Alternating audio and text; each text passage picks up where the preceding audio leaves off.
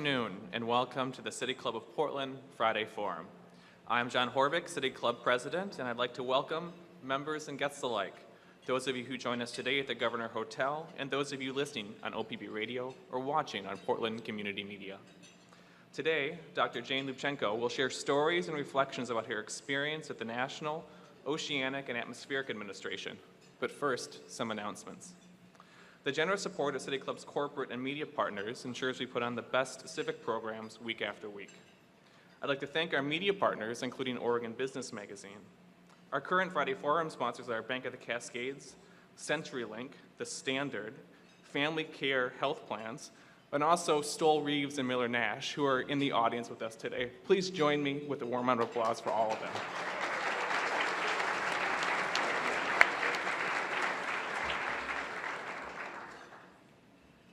Join us next week when our panel sheds light on Oregon's history with the General Educational Development Credential, or GED.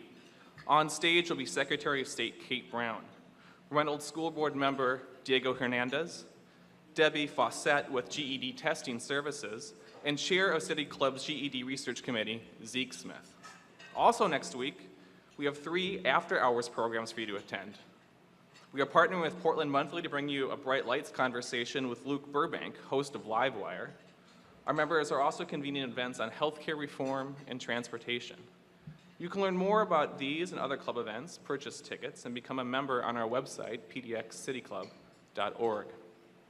As always, City Club will be live tweeting at today's event. You can follow or mention us at PDX City Club, and be sure to use the hashtag CityClub in your own tweets. We'll be having a Q&A session with Dr. Lubchenco at the end of today's program. Members, please come to the microphone to ask your question. And for all our audience participants, please locate the index cards on the center of your tables and write your questions on them during the forum. We'll collect them prior to the start of the Q&A. And now to our program. Dr. Jane Lubchenco is a marine ecologist and environmental scientist with expertise in oceans, climate change, and the interactions between the environment and human well-being. Nominated by President Obama in December 2008 as part of his Science Dream Team, she served as the Undersecretary of Commerce for Oceans and Atmosphere and as Administrator of the National Oceanic and Atmospheric Administration from 2009 to 2013. Under her leadership, the $5 billion, 12,000 employee-strong NOAA focused on restoring fisheries to sustainability and profitability, restoring oceans and coasts to a healthy state, protecting marine animals and endangered species, ensuring continuity of the nation's weather and environmental satellites, and promoting climate science. Please join me in welcoming Dr. Jane Lubchenco to the stage.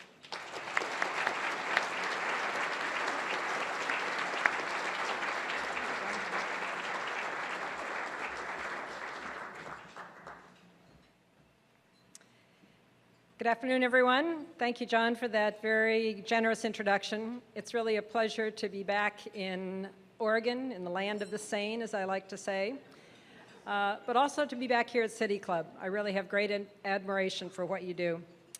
As you know, I'm a marine scientist, and I've worked at the intersection of science and public understanding and science and public policy for decades, including over 30 years at OSU.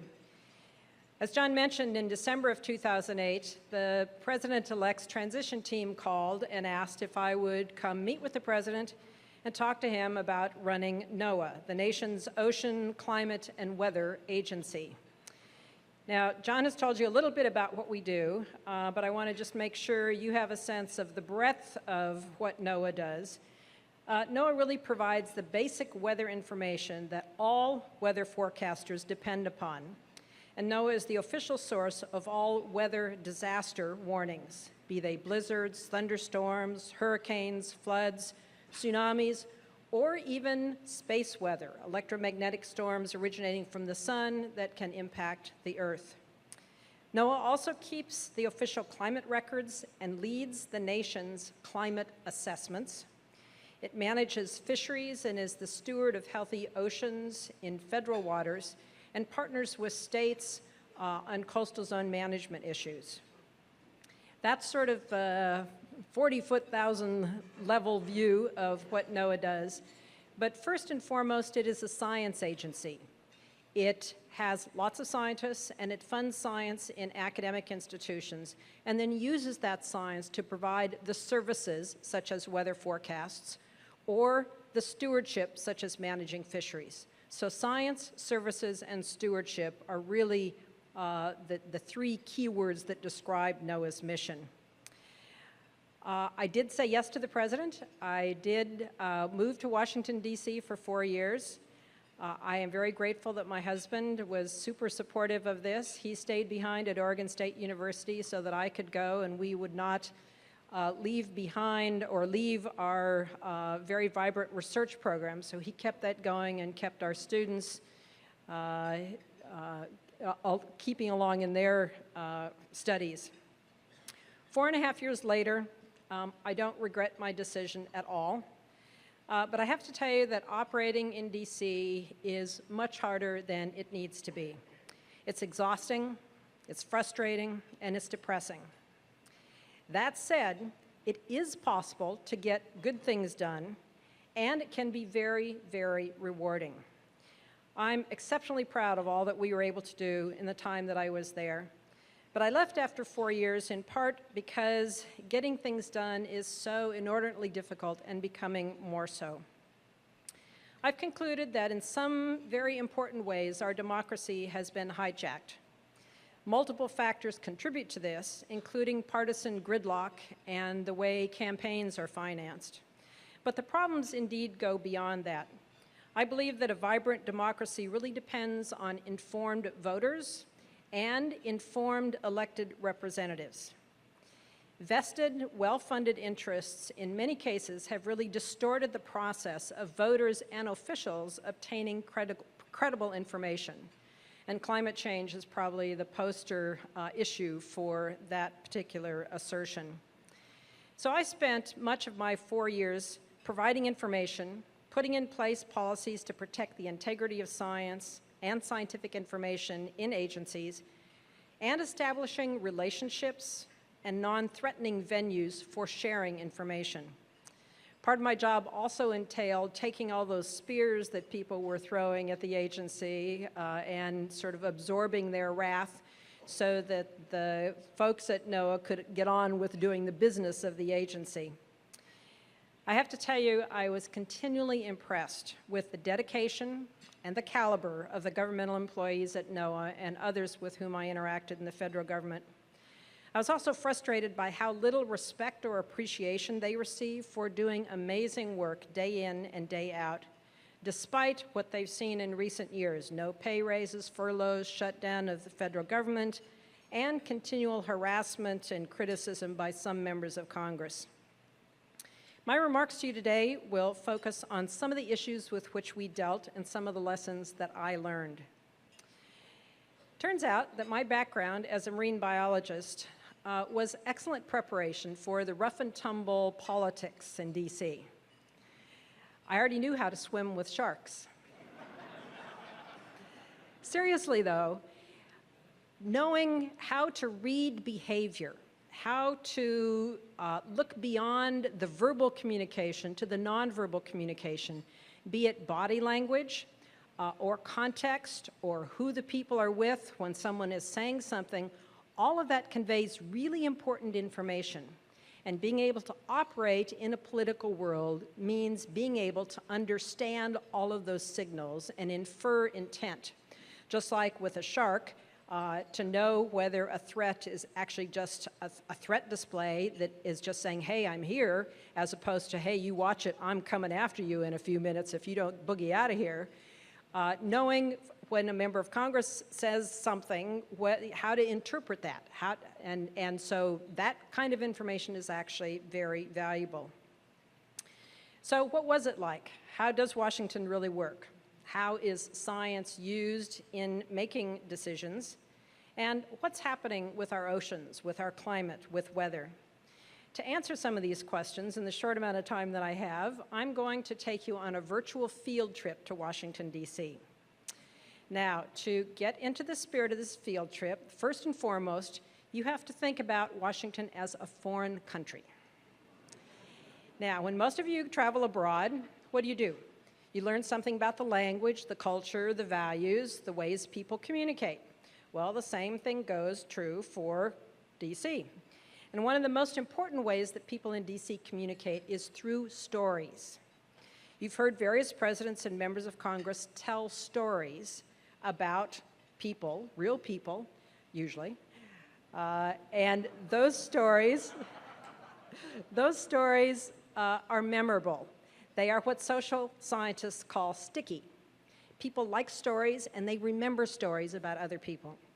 So in the spirit of DC, I'm going to tell you 8 short stories about some of our experiences, and these are intended to give you a sense of some of what it was like, some of the issues we dealt with. So setting the stage, many of you who may be mariners know the phrase, when one sets sail, others wish you fair winds and following seas.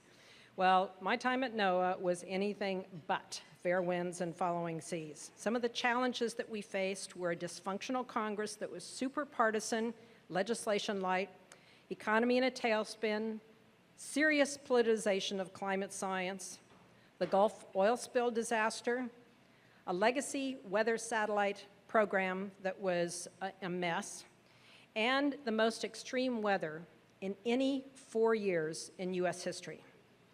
We had 770 major tornadoes, 70 Atlantic hurricanes, including Irene, Isaac, and Sandy, 6 major floods, 3 tsunamis, prolonged heat wave and wildfires, record snowfall and blizzards. So every possible category of weather, there were records broken in the 4 years that I was there.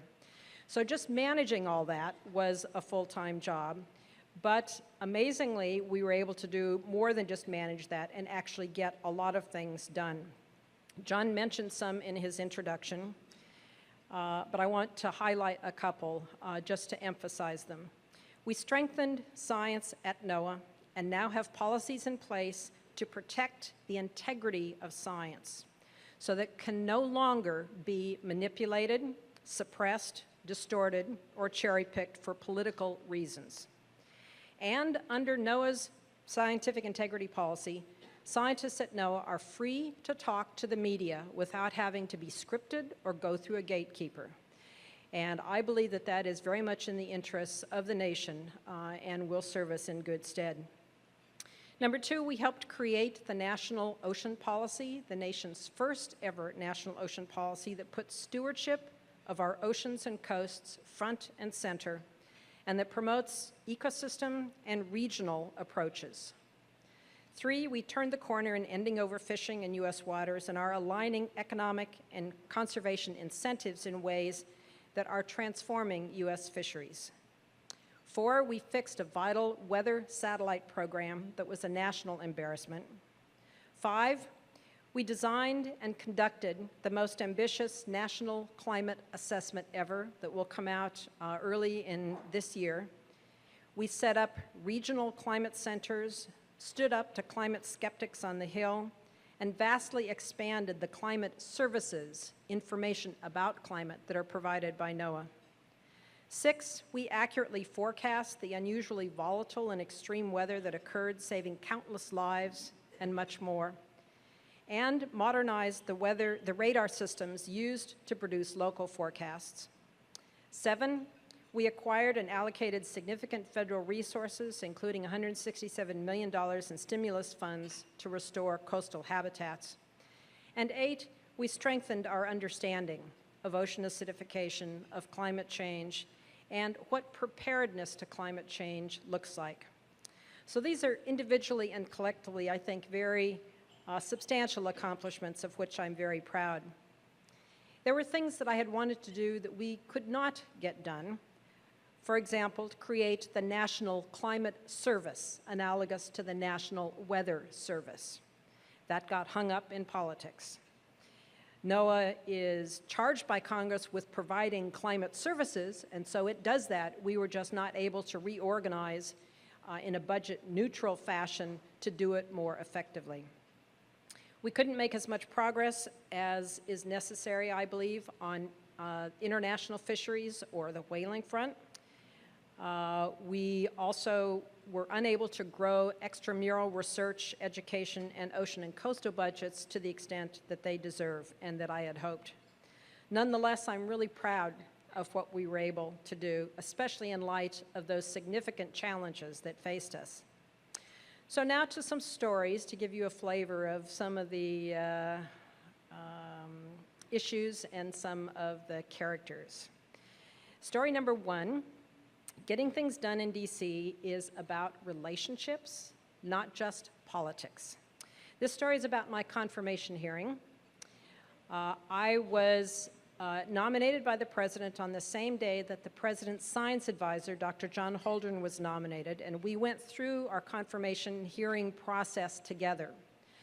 I had a superb coach that the White House gave me to help me come up to speed and learn how to navigate the confirmation process.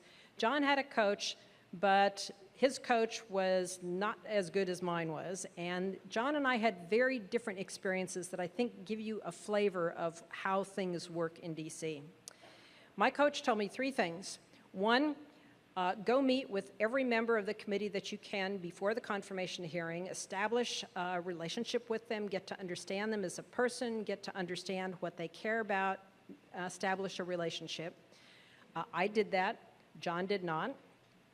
Two, my coach told me to get people who knew me well and who knew members of the confirmation committee to write letters to the committee and say, I know this person and you can work with her.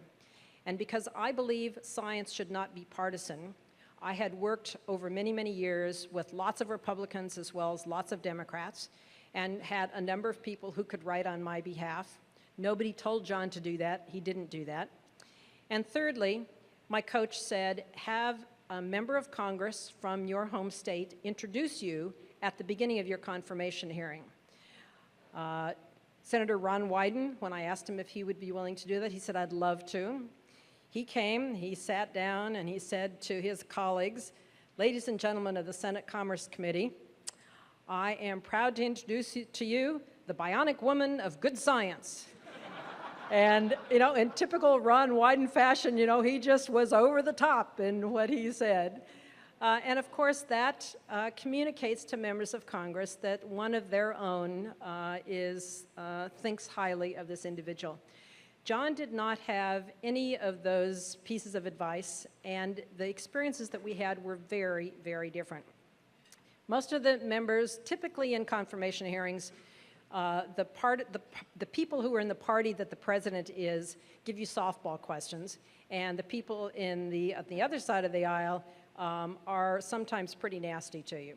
Well, the Republicans on the Senate Commerce Committee, by and large, were very respectful, very civil, in part because I had met with them.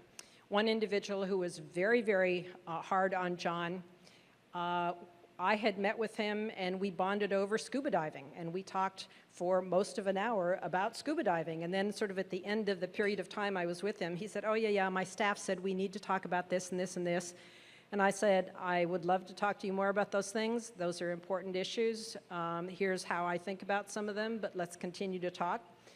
When it came time for him to ask a question at the confirmation hearing, he said, Mr. Chairman, I've met with Dr. Lubchenco. We don't see eye to eye on everything, but I know I can work with her. I have no further questions. And then he proceeded to just really give John, rake him over the coals. Another member of another Republican on the committee was from the state where my dad was born. So we talked about people in his home state. And he, too, gave me a pass and was very hard on John. So just, I think people do tend to focus on all the politics that goes on, but relationships matter. They may matter less now than people say they did in the past, but they still are really important. Taking the time to listen, to show respect, to show up and be there, I think are really, really important. And that's true not only when you want to be confirmed or when you want something, but it is important to have relationships. And so I spent a lot of my time on the Hill interacting with both Republicans and Democrats, and establishing a rapport so that we could actually have a good functional relationship. In the end, John and I were confirmed by the Senate, by the committee. I'm sorry, we were voted yes by the committee, and then it goes to the full committee, full Senate for a vote. And at that point in the process, a member, any member, can anonymously put a hold on you. We had a hold put on us. We didn't know who it was, and you're just sort of in limbo. A reporter from the Washington Post figured out who had the hold, and she wrote about it in the Post. She said it was Senator Menendez of New Jersey, who is a Democrat. And turned out he had nothing against us, but he wanted something else from the speaker, and that was, from Senator Reid, but that was how he got his attention. The academic community started bombarding Senator Menendez's office, especially his constituents from New Jersey, from Rutgers, from Princeton, and said, how dare you hold up these important science positions? And he let go of his hold pretty much immediately. And we sailed through. But the very next week, I received in my office an American flag with a note on it saying, Dr. Lubchenco, I had this flag flown over the Capitol in honor of your confirmation. Congratulations, signed Senator Robert Menendez. So interesting how politics work. Story number 2 is about communicating science with the message, don't take anything for granted. You know, those of us who are in the business of teaching and those of us who have been doing science communication for a long time know that you have to go from the known to the related unknown. But a couple times I got tripped up on this, and one time was the following. I told you that we had inherited a satellite program, a weather satellite program that was in serious trouble. You need to know that about over 90% of the data that go into our weather forecasts come from satellites, from weather satellites. They're incredibly important to being able to forecast weather accurately. The satellites that we have up there now are working fine. NOAA is in the process of building the next generation to replace the ones that are up there now. That program was in trouble. We, at great time and energy expenditure, fixed the problems that were wrong with it. And I was up on the Hill explaining to members how we had fixed it, why they were important, and why it was so important that they provide the funding to continue this program. I had one member of Congress say to me, Doctor, I don't need your weather satellites. I've got the Weather Channel. And I thought, oops. I guess I better explain to him where the Weather Channel and all of the other weather providers get their information, and it's NOAA. So a lot of the communication that goes on, you can't assume that people know what you know, and that's particularly true in this business. Story number 3, 4, and 5 are all about communicating climate and climate science. And one of the messages here is how important it is to have good analogies. It's not enough to just say something that's true, but to help connect the dots for people and to relate it to something that they know. The first story has to do with Hurricane Sandy. In the aftermath of Sandy, there was a lot of talk about, was Sandy caused by climate change? Was its power, was its immense size really influenced by climate change? What role did climate have in Sandy?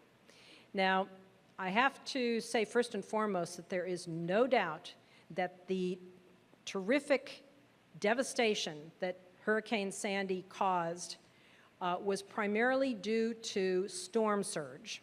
And that storm surge was seriously exacerbated by sea level rise. And sea level rise is caused by climate change. So there was an impact of climate change on Hurricane Sandy through the storm surge and sea level rise connection. But that's not what people were talking about. They were talking about just the size and the power of this immense storm. The jury is still out on that in the scientific community. There are people that are actively studying what we call attribution, whether you can talk about any single event and say, aha, that event was affected by how much by climate change. And I think that all too often scientists sort of twist themselves in knots saying, well, you know, we can't say that for sure because we don't know, and you can't attribute any one storm. And I think that that just oftentimes just confuses people more. And what I've found is a good way to talk about this is to use an analogy to baseball, specifically a baseball player taking steroids.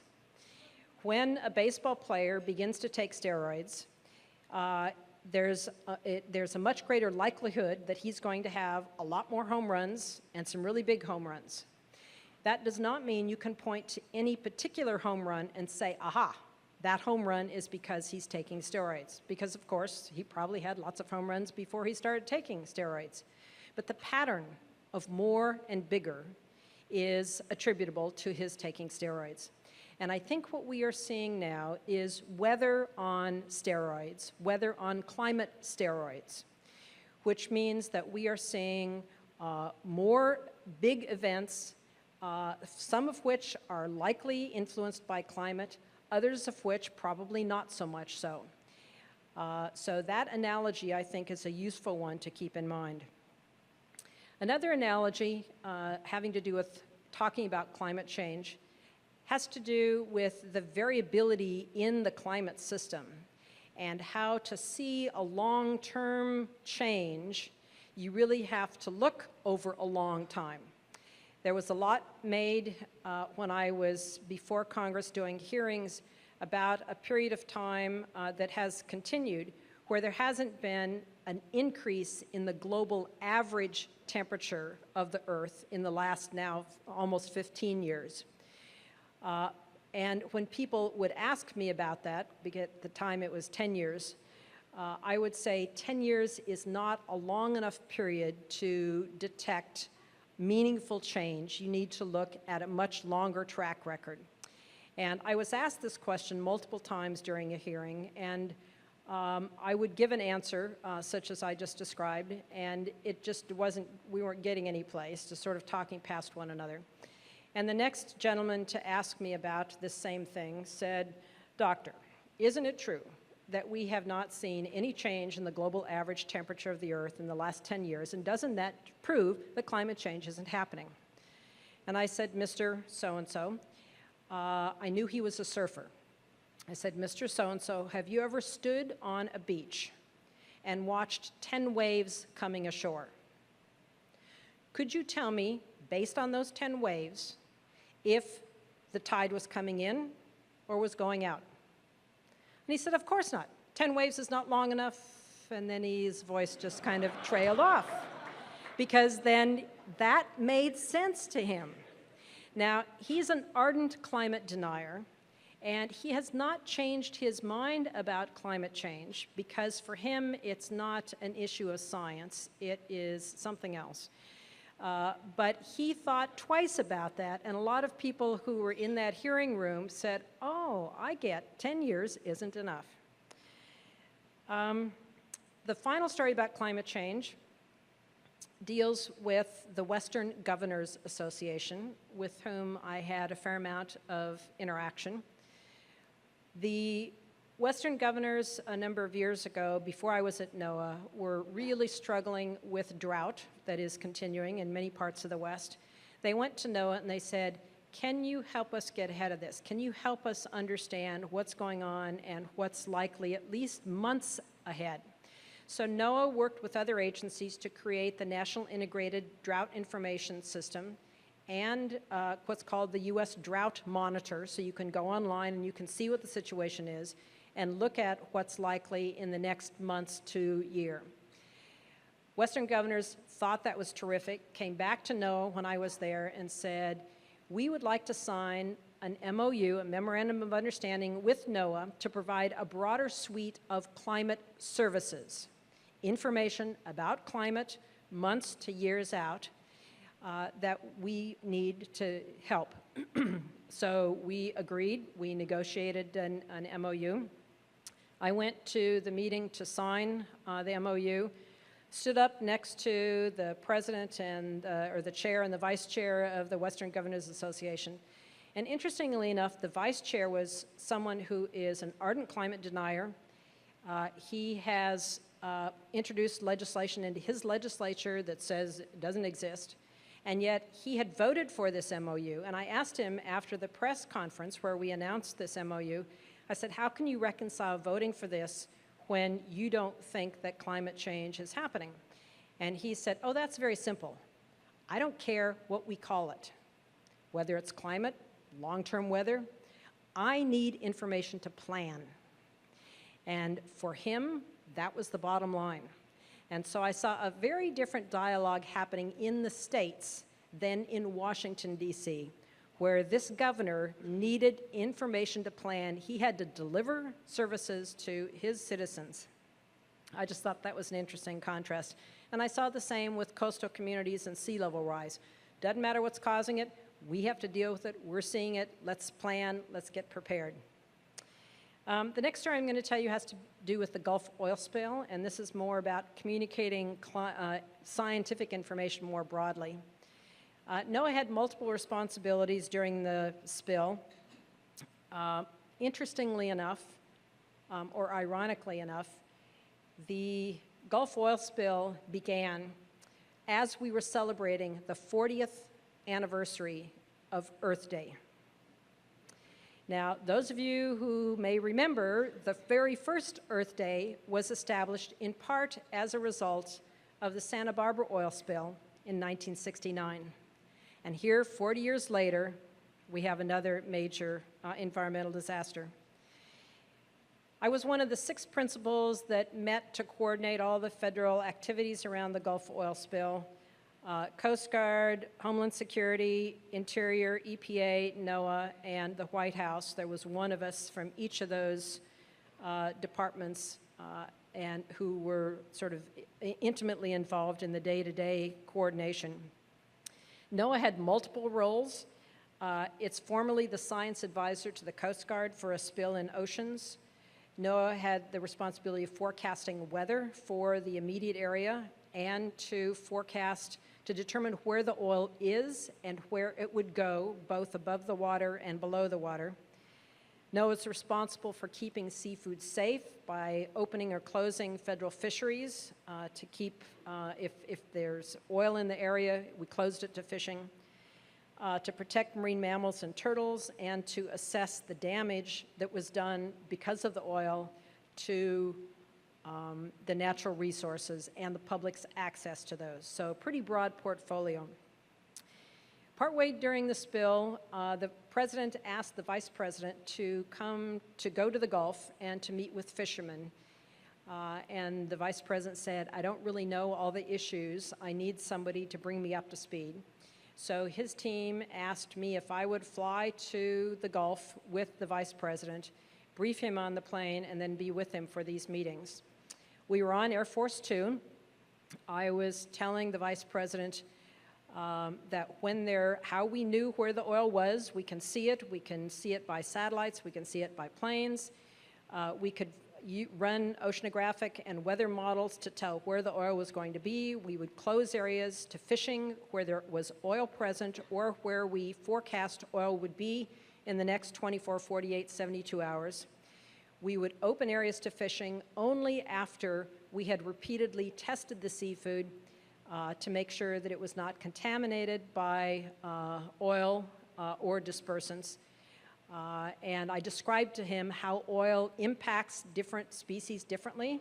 It impacts fish differently from shrimp and crabs, differently from oysters, for example. And I was telling him all this stuff, and he stopped me and he said, now wait a minute, I thought you were a scientist. And I thought, I am. I said I am. And he said, but I just understood everything you told me. And I thought, boy, is that a damning comment. You know, how many scientists have briefed the vice president over his long distinguished career? And yet he thinks He can't understand scientists. So that's on us. We need to do a better job, and this is one of my pet peeves and something I've worked on for a long time, is to help scientists become bilingual, to speak the language of science, because that's important to communicate with their colleagues, but to speak the language of lay people so that we can do a better job of both sharing information, but learning from them about what they know and what they think is important. So, hey, wait a minute, I thought you were a scientist. Really, that really stopped me cold. One final story has to do with restoring oceans to health. There are multiple challenges in oceans. There has been significant overfishing going on in federal fisheries and many state fisheries for a long time. Ending overfishing is something that is happening in federal waters, and we made incredible progress in ending overfishing.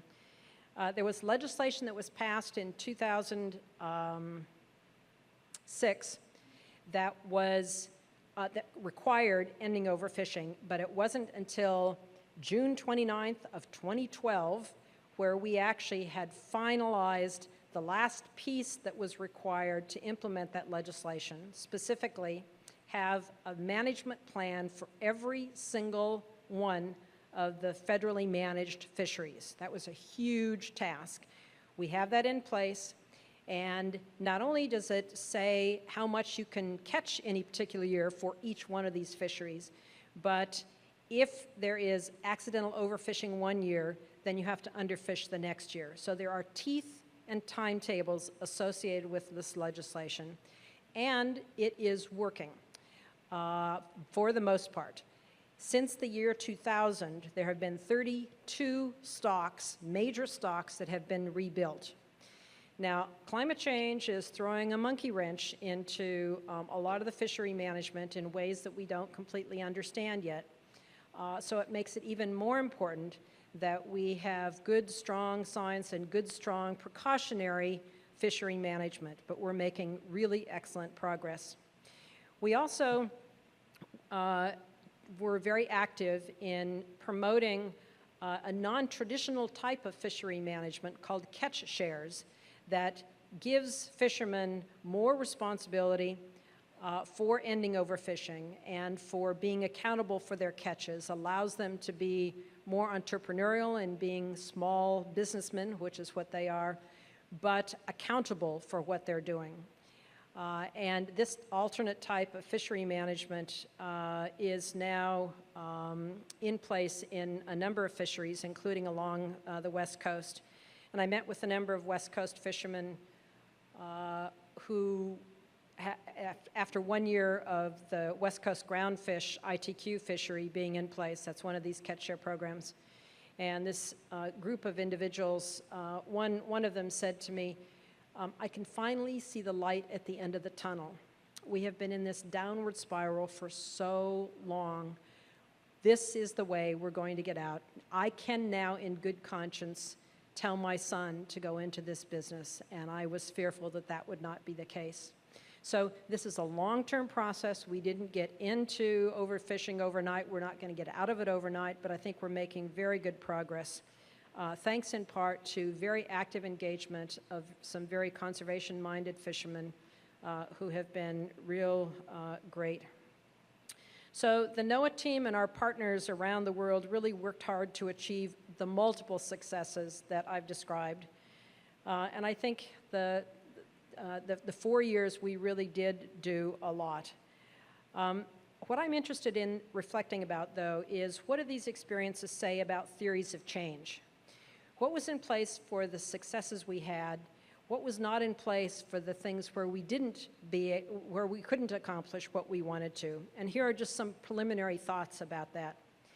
The arenas in which we made progress were those where we launched efforts very early on, because progress takes a long time. We had strong partners inside and outside government. We were persistent in terms of keeping our eye on the goal, but flexible in terms of how we got there. We had solid science that was clearly communicated and relevant, and importantly, where we could change incentives. And oftentimes it's perverse incentives that keep something from happening. I would say to you that good science is critical, but it's not sufficient. Good science, good diplomacy, good partners, and the right incentives are key ingredients.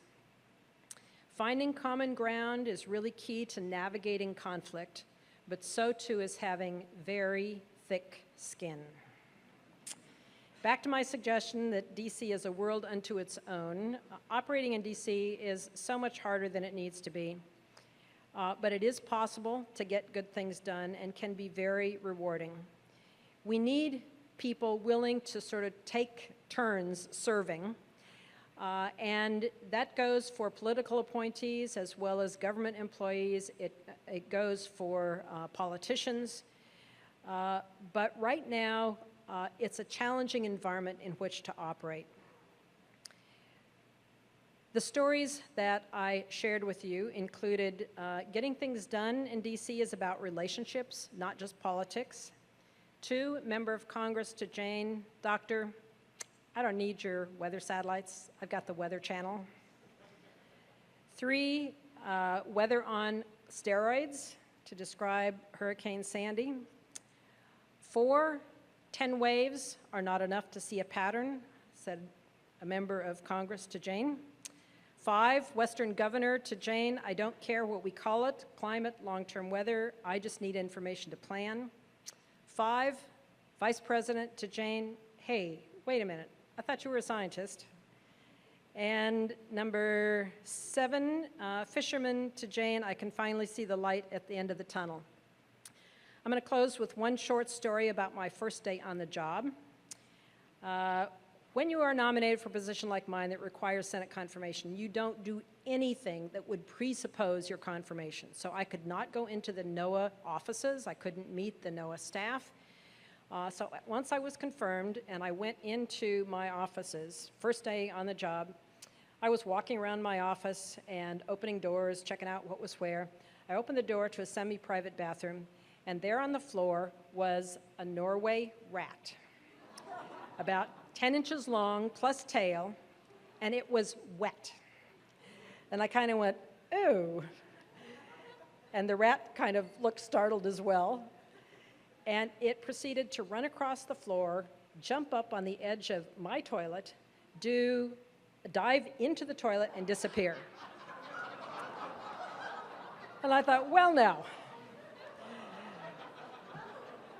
my staff was just freaking out. They could not believe this. And I said, I don't think I'd be using that toilet for a while. And then I started thinking about this. And I realized that no one had been in that office for 5 months. No one had been flushing the toilet on a regular basis. The pipes leading up to it were probably nice and dry, nice, cozy place for a rat to hang out.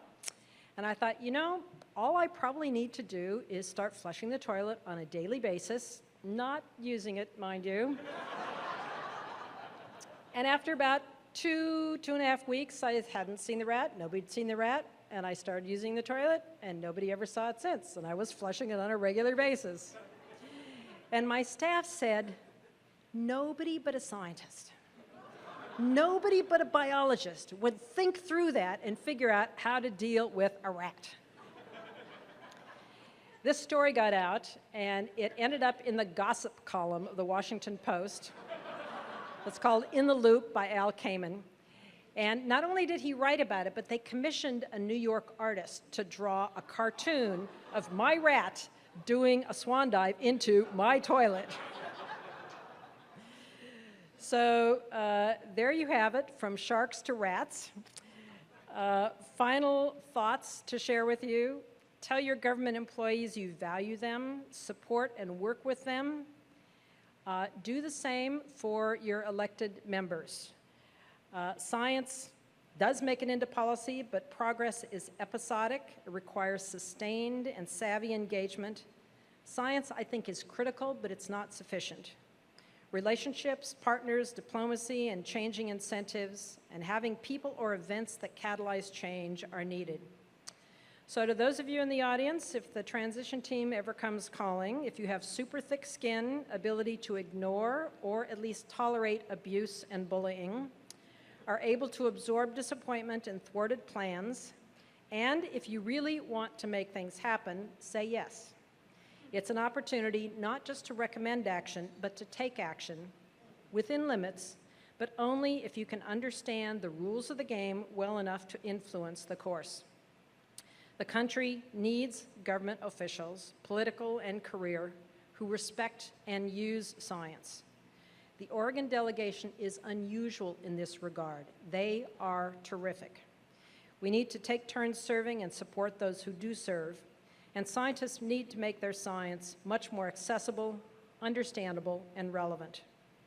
For a democracy to thrive, we need access to credible information, a civil atmosphere, and a functional government.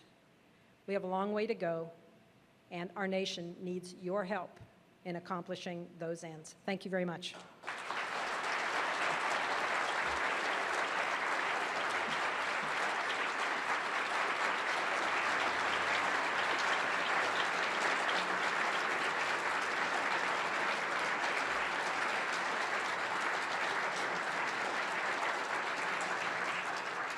Thank you very much, Doctor, for reflecting on your service and sharing these lessons with us. And now, if you have a written question on an index card, please hold it high so that City Club staff can collect it from you. We'll now take questions from the floor. As always, we invite members to the microphone to ask their question. Asking questions at the Friday Forum microphone is a benefit of City Club membership, and membership is open to everyone. Before asking your question, identify yourself as a City Club member. Please only ask one question and ask your question as succinctly as possible. If I flash this question mark card, it means wrap up your question quickly. Thank you. Anthony Petchel, City Club member. I'm with the Oregon Museum of Science and Industry, OMSI. My question is around communication, and you mentioned that in many of your stories, and I'd love to hear your thoughts on how scientific agencies like NOAA and others in the federal government could do a better job at communicating the work that they do and the scientific research that they're doing and findings they have with the general public. Thank you. Great question, thank you. I have spent a lot of time working with academic scientists to help teach them how to share their information more effectively. But the same is true of government scientists. But you should know that in some agencies and some state governments, scientists in those agencies can't often just communicate directly. They have to go through a gatekeeper to make sure that they're staying on the party line.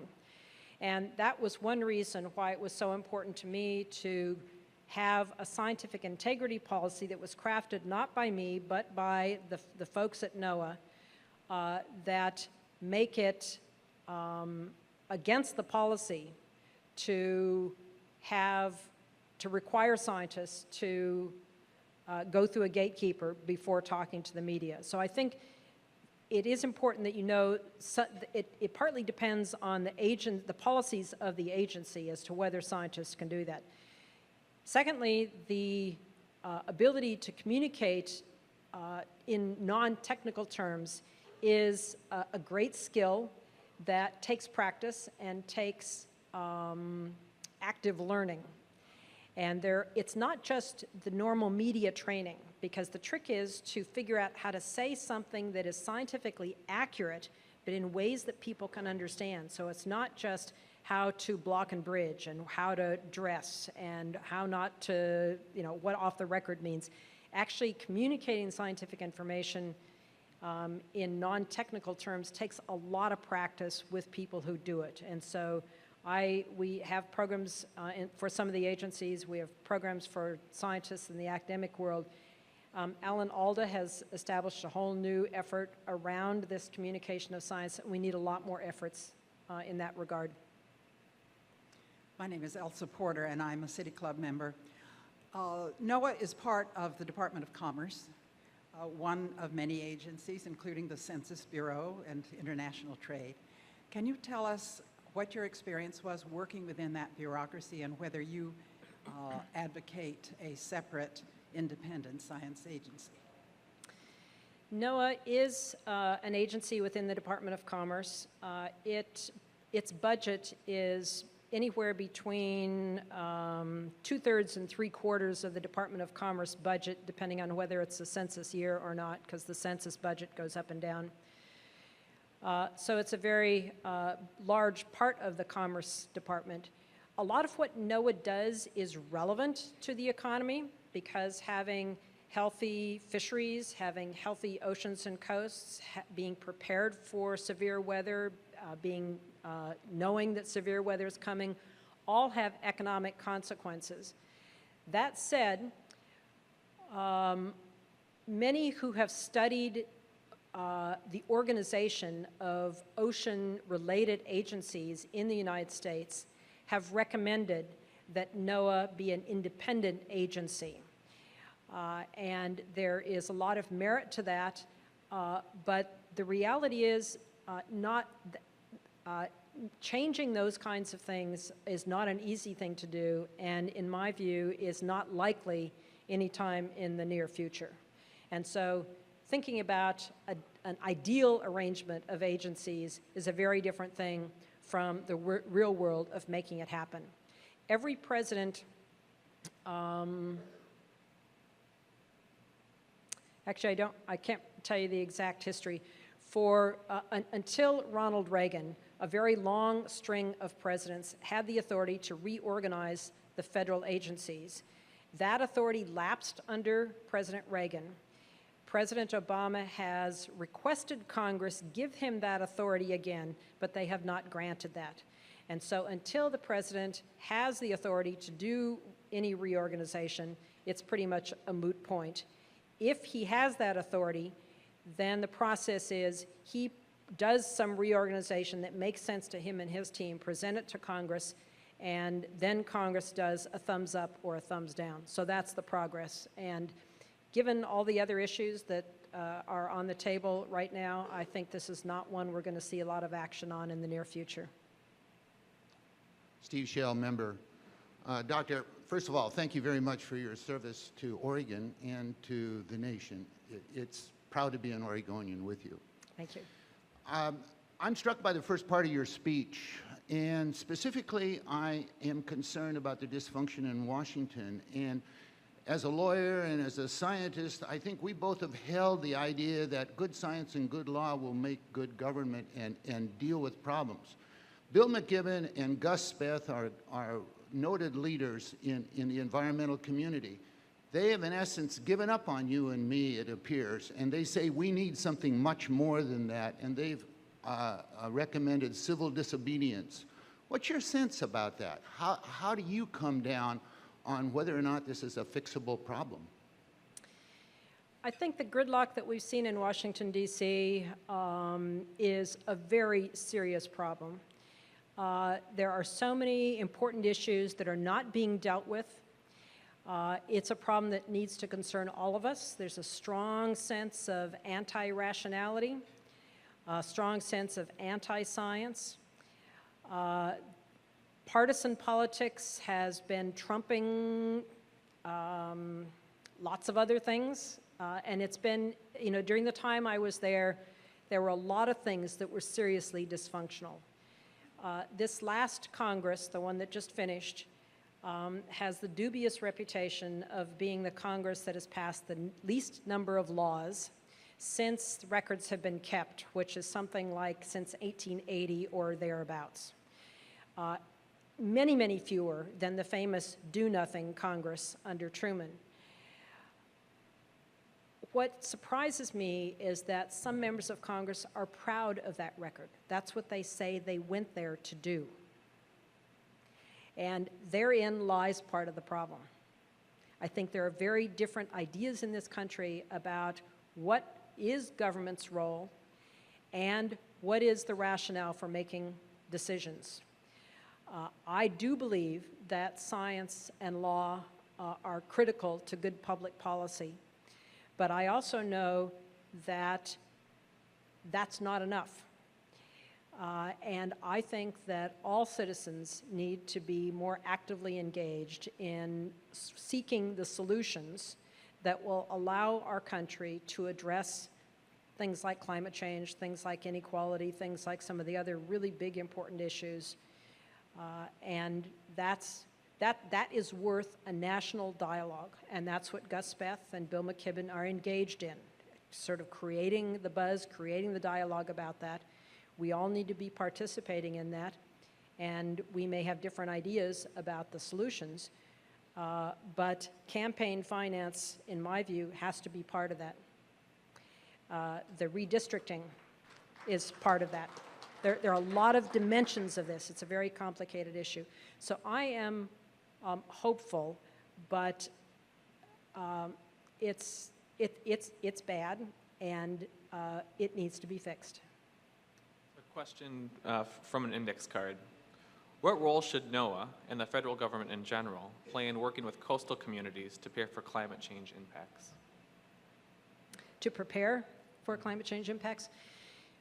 I co-chaired the Interagency Committee on Adaptation to Climate Change.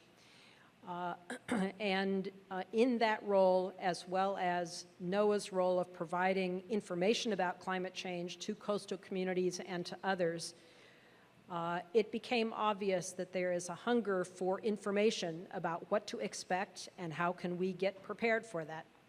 There are many coastal communities that are actively engaged in that and that are working on that. They're working with their universities. They're working with climate centers nearby. The federal government, I believe, has a role to play in that, mostly of providing information and providing resources. The current budget does not allow enough of that to happen as much as should, and so this is partly a resource dependent issue. But there is a lot underway in many coastal communities, but there needs to be a lot more awareness and opportunity to think proactively about how do we prepare, what are the impacts going to be for us, how can we be better ready to deal with this, while at the same time, this is not instead of reducing carbon emissions, this is in parallel to that. We need to be thinking about being prepared for what has already been set in motion, as well as minimizing the most extreme consequences that might be possible if we continue with business as usual in terms of carbon emissions today. Jill Jocelyn, City Club member. Dr. Lubchenco, you talked about policy at its highest levels and also discussed the importance of people being involved in science. And as a member of the Oregon Shores Conservation Coalition, we have a group that is made up of 1,200 coast watchers. I'm wondering if you could comment on the potential role for citizen science in something like that. Citizen science, I think, is one of the most exciting things that has really come about, and I think it is a terrific opportunity. Citizens actively participating in paying attention, in taking measurements, in sharing those in a way that can be utilized by scientists and by others, shared with others, is absolutely phenomenal. When I was at NOAA, we helped facilitate a number of citizen science projects, one of which was called Old Weather. And as it turns out, there are a lot of really accurate weather records in the logbooks of Navy vessels, and in particular during the period of time in the 1800s and where there was no satellite information, 1800s, early 1900s, no satellite information to give us information about weather in the Arctic, for example, or the North Atlantic. But ships were moving around in there, naval ships were moving, take very accurate weather records, but they're buried in the naval logbooks.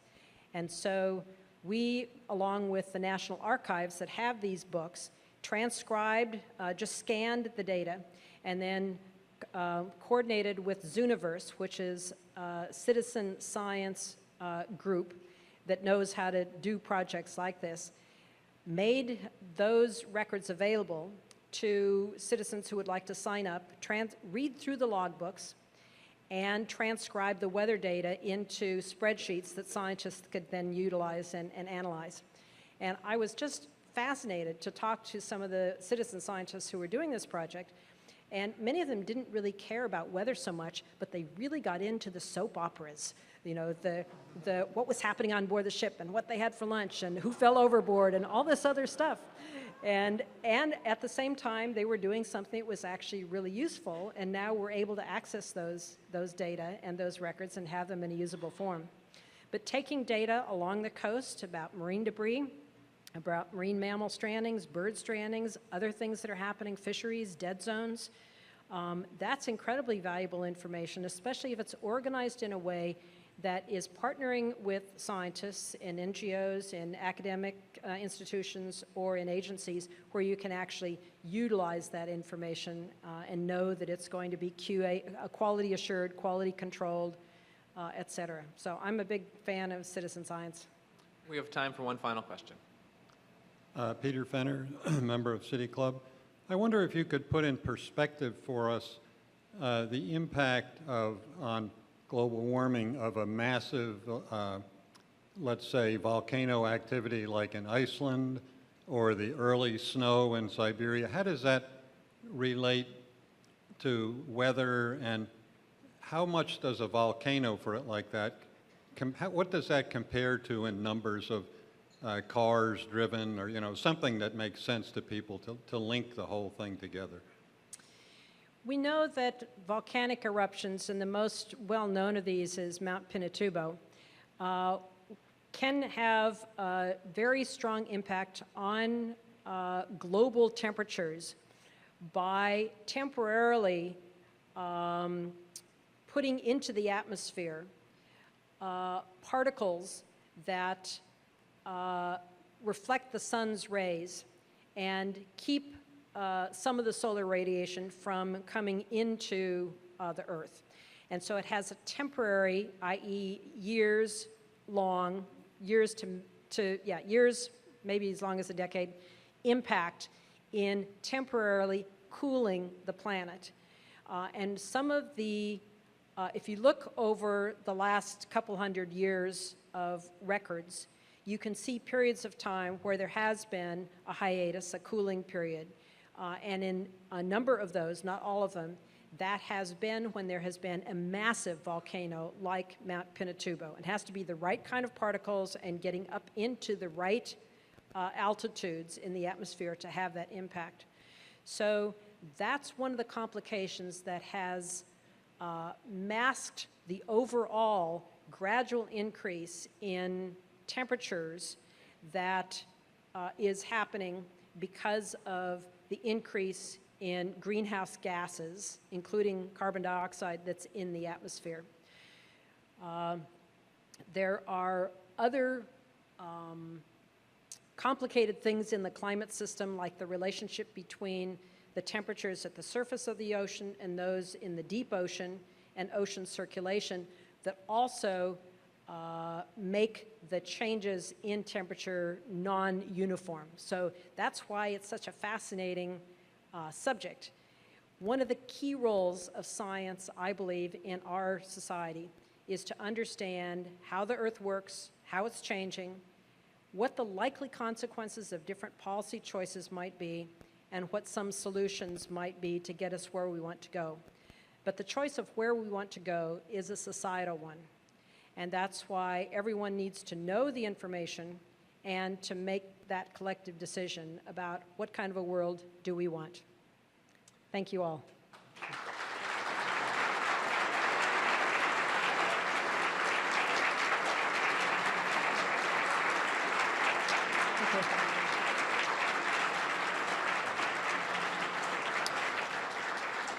Unfortunately, we have run out of broadcast time for further questions. We'll have to stop for today. Please join us next week for a discussion on the GED exam with Secretary of State Kate Brown, Zeke Smith, the City Club, and others. And as we close today, please join me again in offering our sincere thanks to Dr. Jane Lubchenco.